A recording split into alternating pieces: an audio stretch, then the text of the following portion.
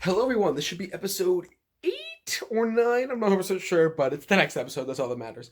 So today and the last few days, I've been really swamped, but I promise after this, I'm going to be much more consistent now that I'm back in a school schedule. It's a lot easier to practice and be a lot more consistent with that because I have a little bit more structure to my day.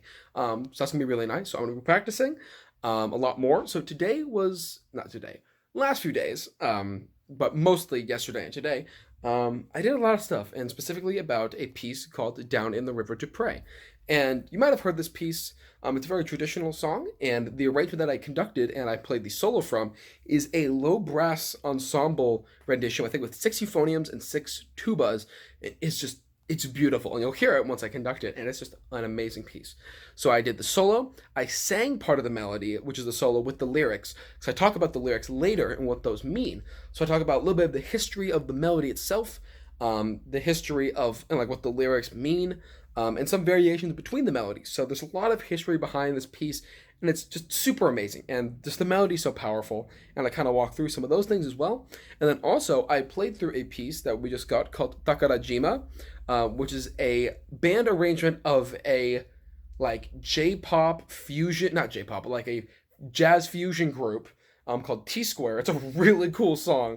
Um, the two parts kind of syncopated, like with this bass line. There's horn ripped, and it's great. It's super fun. There's some rhythms that aren't the most accurate. There's a lot of upbeat syncopation. So like there's one, two e one. Like there's a lot of syncopation like that in here. So it took a little while to get used to it. It's still not perfect. So I'll probably be playing it more and more because we'll be playing it in class every day. So you'll be hearing that piece a lot. But yeah, it was a lot of fun. So hope you enjoy.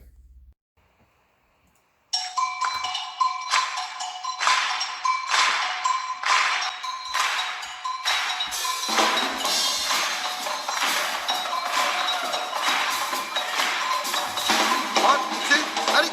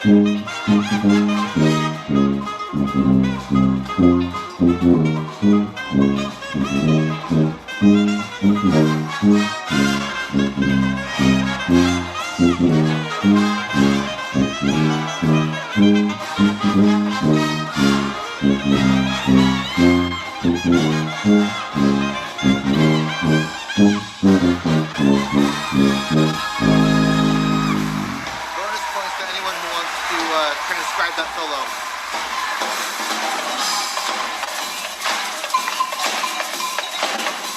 Here comes letter H, brass.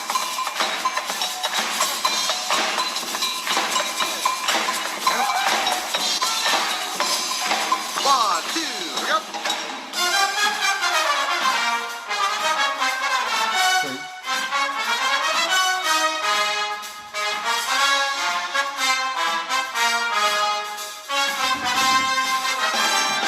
Letter D.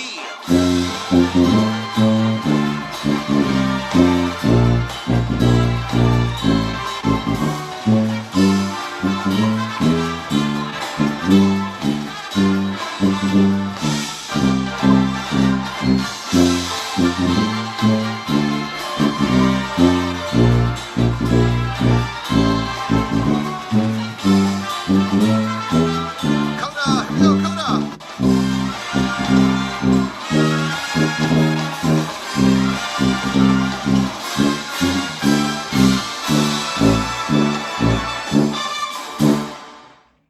And it was lower. That last bar.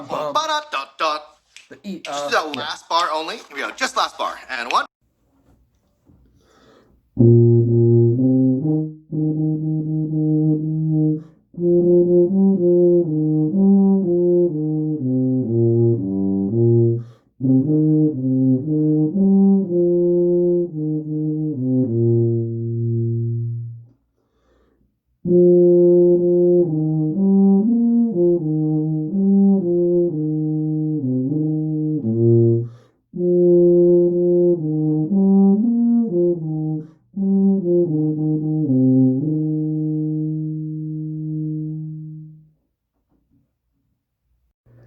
As I went down to the river to pray, studying about that good old way, and who shall wear the starry crown? Good Lord, show me the way.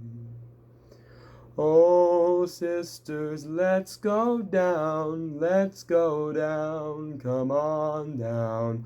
Oh, sisters, let's go down, down in the river to pray.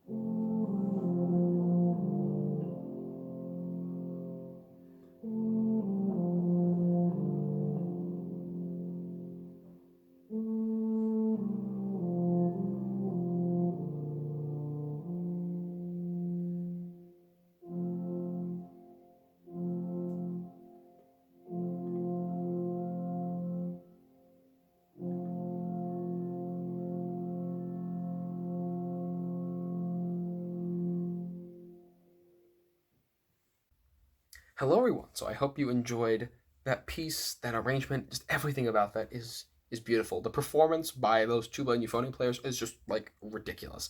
The arrangement is fantastic, but most importantly, the melody is just so powerful. So what I wanted to talk about was not only what I liked about it, but some of the history behind the music itself and the lyrics, because you heard a little bit of the lyrics that I sang, and there's a lot of interesting stuff there.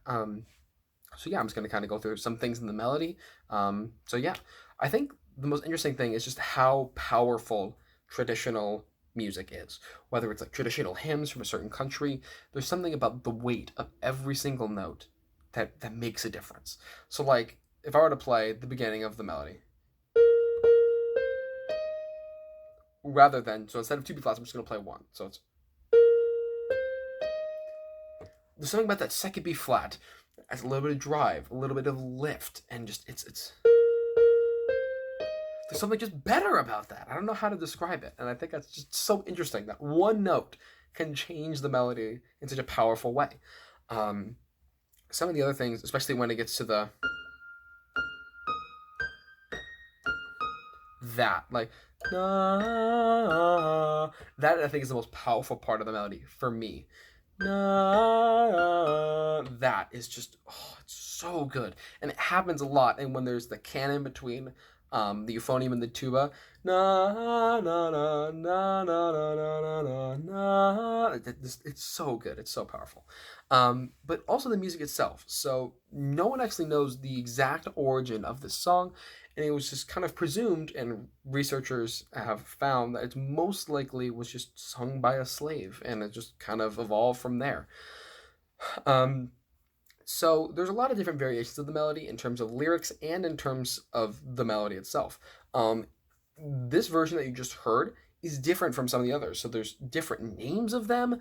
Some are down in the valley to pray. One is come let us all down. There's different names. There's different lyrics. Most of the melody notes are pretty much the same, but sometimes the repetition of certain notes is different. So it's not the same. They basically are different songs, but they're close enough where you can see the connection of how they evolved over time, which I think is great. But now going to the lyrics, I feel like this has the most history, the most interest, and I think it's amazing. And also, I'd like to preface there's a lot of religious things, and I'm not very religious. If you are, that's great, but I'm just talking about this more just from a historical and musical perspective, and I think how amazing these lyrics are in comparison to the music. So the first thing is that there's actually differences between some say down in the river to pray, some say down in the valley to pray, and some say down in the river, and some say down to the river. A lot of people apparently prefer in because of the symbolic nature of in the river, and I'll explain that in a second. So in the river has two separate meanings. The first one is this song was normally sung at baptisms, and when you're baptized, you're in the water. You're literally in the water. So that makes a lot of sense. But the other one is when slaves were trying to run away, they would hide in rivers or hide in the river or in the water to hide their scent when dogs were trying to hunt them down and find them. So I think that's another really interesting aspect. And then the other one is kind of funny. So the end is, Lord, show me the way. And normally when someone, like in a movie or whatever, says, Lord, show me the way, it's something more metaphorical of what should I do? Where do I go? But this is a lot more literal.